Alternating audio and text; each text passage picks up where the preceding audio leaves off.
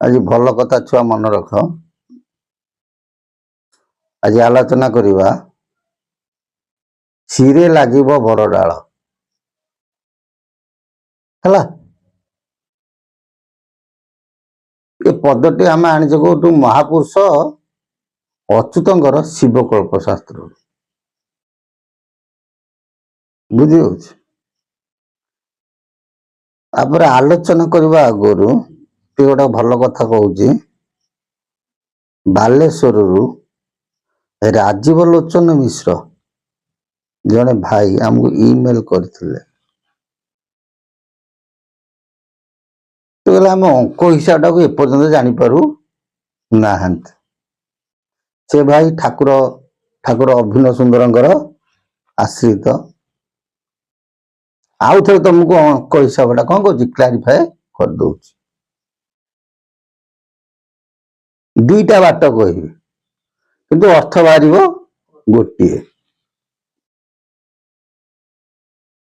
कलिर अंतिम पर्यायर भीम भई पर ठाकुर अभिराम परमहंसर आविर्भूत होता बुझी। एवं ठाकुर अभिराम परमहंसर तत्वगुरु थिले माँ जगधात्री पूर्णवासी। दीक्षा गुरु थिले सिद्धगिरी हाड़ीबोन दास है। ठाकुर अभिराम परमहंस एवं हरि बाबा ये दी जन जाक एक समय हाड़ीबोन दास कौन थिले आश्रित थिले। किंतु ठाकुर अभिराम परमहंस करण घर पिला थिले एवं हरि बाबा जी से चमार घर पिला थिले। बुझीपार ना। ठाकुर अभिराम परमहंस 1963 मसीह देह छाड़े। सी दुर्गा माधव रूप में कौन होते खेल करुले। से देह छाड़ा पर अंते सिद्ध पुरुष रूप में विवेचना लेके से हरि बाबा पल हरि बाबा सी से कौन कले 63 रु 73 पर्यंत कौन कले दुर्गा माधव रूप में खेल कले। 73 मसीह से देह छाड़िले से कलाटा 73 कार्य को जाइथिबो।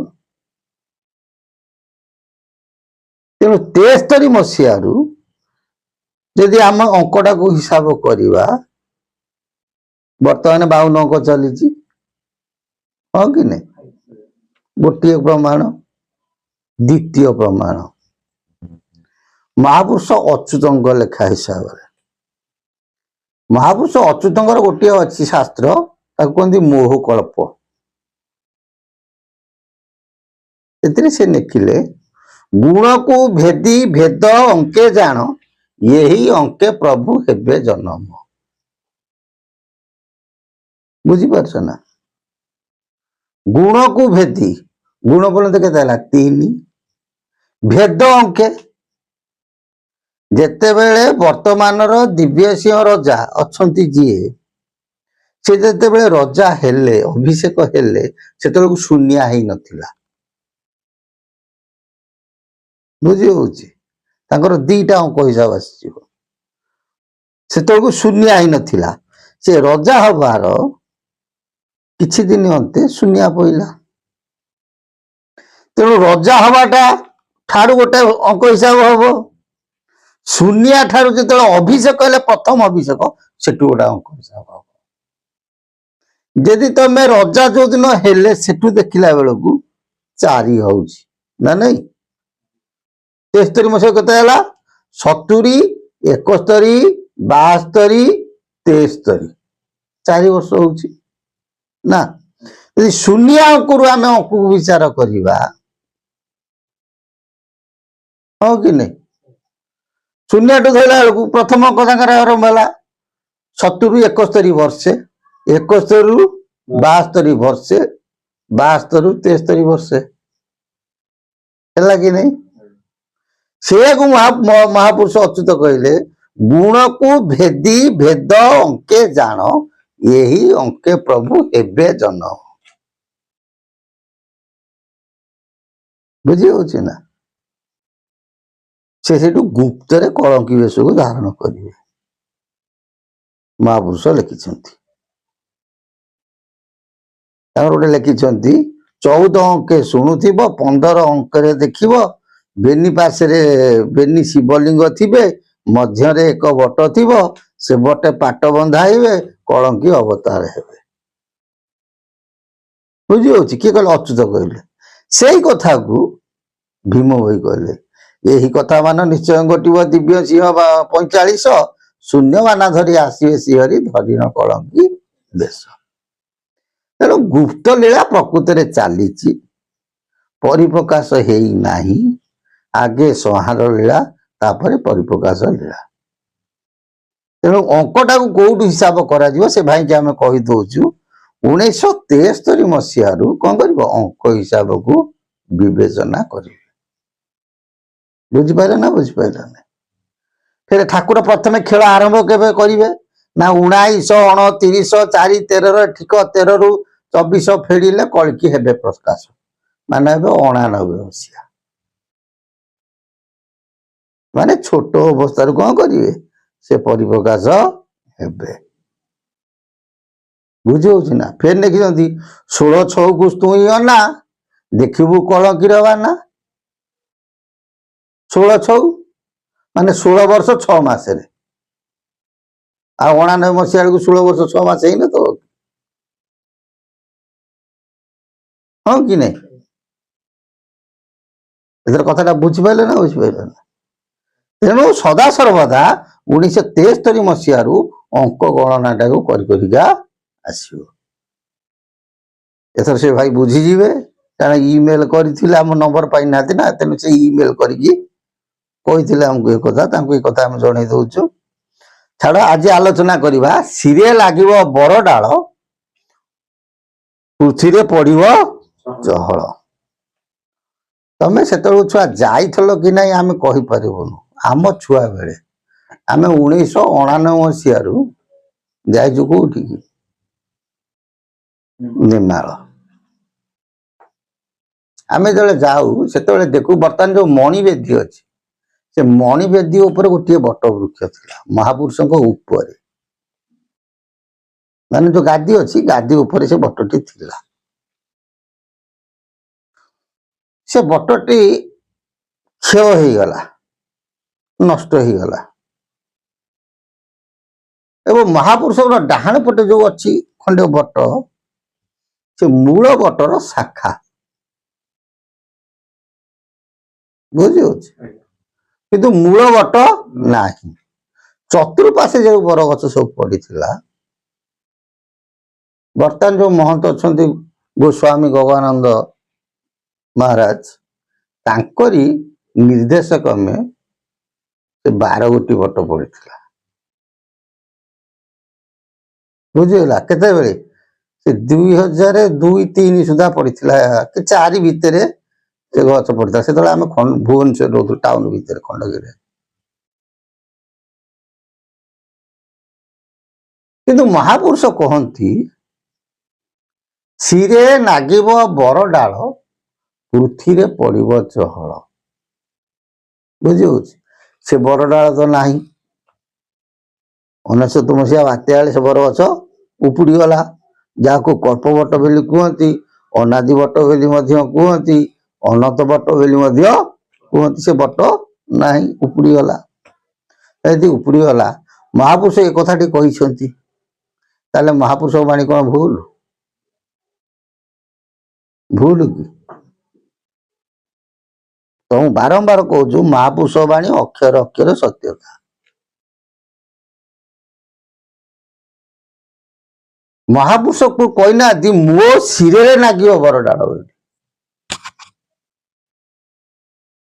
ବୁଝିପାରୁଛ ନା ବୁଝିପାରିଲ ସେ ଲେଖିଛନ୍ତି କଣ ଶିରେ ଲାଗିବ ବରଡାଳ ପୃଥିବୀରେ ପଡିବ ଚହଳ କୋଉ ବରଡାଳ ସିଏ ହେଲାଣି ମୁଖ୍ୟ ନା ନାଇଁ। ସେ କଣ କହିଲେ, କଳି ଶେଷ ବର ଡାଳ ଶିରେ ଲାଗିବ ଲୀଳା ଚହଟି ଯିବ, କଳି ଶେଷ ଗୁରୁବାରରେ ଅଷ୍ଟ ନୃପତି ଧ୍ରୁବ। କହିଲେ ବର ଡାଳର ଶିରରେ ଯେତେବେଳେ ଲାଗିବ ସେତେବେଳେ ହେ ବାବୁ ରାମ ଲୀଳା ଚହଟିବ। କୋଉଠି? ସଂସାର ମଧ୍ୟରେ। ବୁଝିପାରୁଛ ନା ବୁଝିପାରୁଛ? କଣ ଲୀଳା ଚହଟିବ ନା ସମସ୍ତେ ଯୋଉ ବାଟରେ ଲୀଳା ହଉ, ମହାପୁରୁଷ ଅଚ୍ୟୁତଙ୍କ ବାଣୀ ତ ପରିପ୍ରକାଶ ହଉଛି ଆଉ, ଯିଏ ଭଲରେ କରୁ କି ମନ୍ଦରେ କରୁ। କଳି ଶେଷ ଗୁରୁବାରରେ ଅଷ୍ଟ ନୃପତି ଧ୍ରୁବ। ଇଏ ତଳପଦଟା ଥାଉ, ତାକୁ ପଛରେ କେତେବେଳେ ଆଲୋଚନା କରିବା। 8 ଜଣ ନୃପତି କିଏ, କଳି ଶେଷ ଗୁରୁବାର ପଡିବ, ଫେର ସେଟା କେବେ ହବ, କୋଉ ରଜାଙ୍କ ସମୟରେ ହବ, ତାକୁ ପଛରେ ସେ ଏପିସୋଡଟା କରିବା। ଏ ଯୋଉ ଶିରରେ ଲାଗିବ ବରଡାଳ, ଇଏ କେବେ କଥା କହିଛନ୍ତି? ଗୋଟେ ସମୟ ନିର୍ଘଣ୍ଟ କରିଥିବେ ନା ନାଇଁ? କଣ ଯେତେବେଳେ ସେତେବେଳେ ଲାଗିଯିବ? ସେଇ ଶିବକଳ୍ପ ଶାସ୍ତ୍ରରେ କହିଲେ।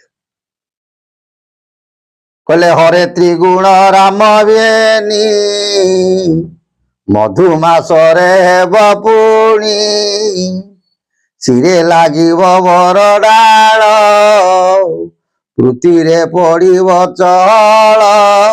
ଜୟ ଜଗନ୍ନାଥ।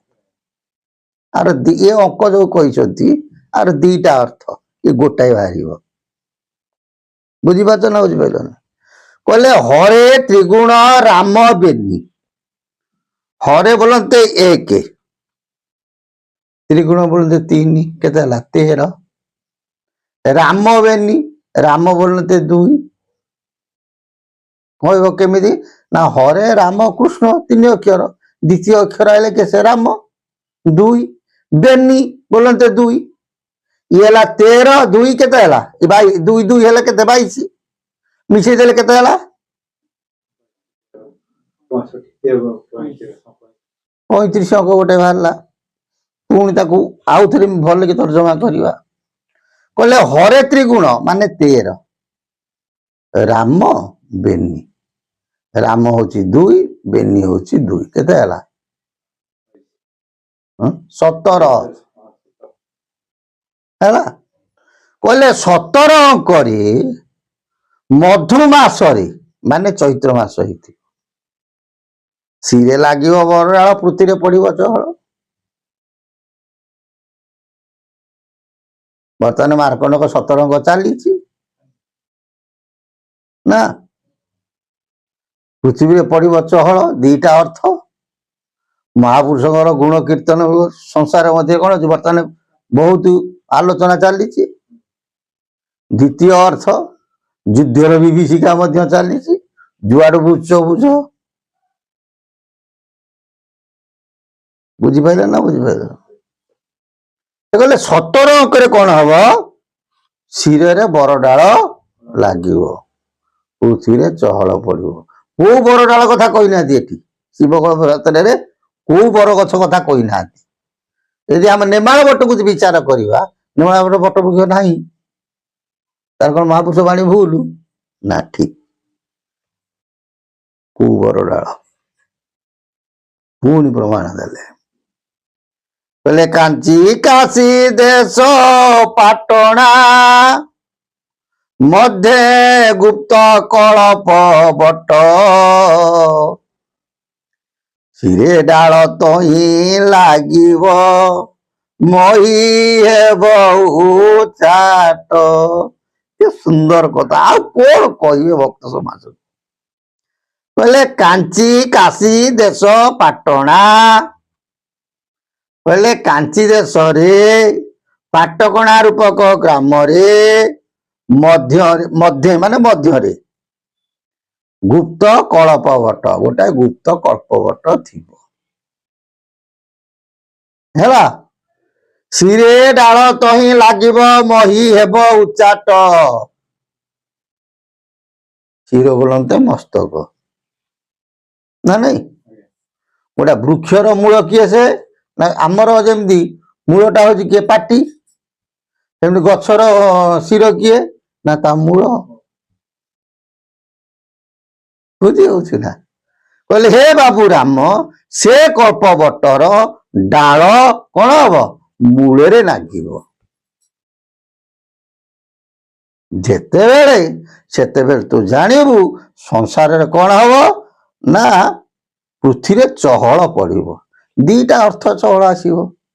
ସେ ମହାପୁରୁଷଙ୍କର ବାଣୀ ହଉ କି ପ୍ରଭୁଙ୍କ ବାଣୀ ଚହଳ ସୃଷ୍ଟି କରୁ, କିମ୍ବା ଗୋଳା ବାରୁଦ ବାଣୀ ଚହଳ ସୃଷ୍ଟି କରୁ। ଠିକ ନା ଭୁଲ? ବର୍ତ୍ତମାନ ସମୟ ସେଇଆ ହେଇନି। ମହାପୁରୁଷ ଯୋଉଆଡେ ସେ ଭଲରେ କୁହନ୍ତୁ କି ମନ୍ଦରେ କୁହନ୍ତୁ, ଠିକ କୁହନ୍ତୁ କି ଭୁଲ କୁହନ୍ତୁ, ମହାପୁରୁଷଙ୍କ ବାଣୀ ଉପରେ ତର୍ଜମା ଚାଲିଛି ନା ଚାଲିନି?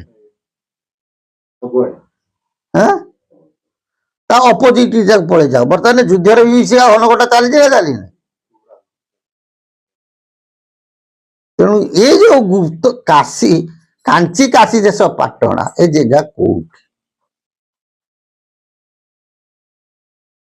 ଇଏ ହଉଛି ଗୋଟେ କଣ ଗୁରୁ ଜ୍ଞାନ ତତ୍ତ୍ୱ। ଯାହା ହଉ, ଆଉ ପଛରେ କେତେବେଳେ ତମ ମାନଙ୍କୁ ଆଲୋଚନା କରିବା। ଜୟ ଜଗନ୍ନାଥ। ସେ ପ୍ରଭୁଙ୍କ ସଦିଚ୍ଛା ପୂର୍ଣ୍ଣ ହଉ। ବୋଲ ଆନନ୍ଦେ ଗବା ହରି ବୋଲ।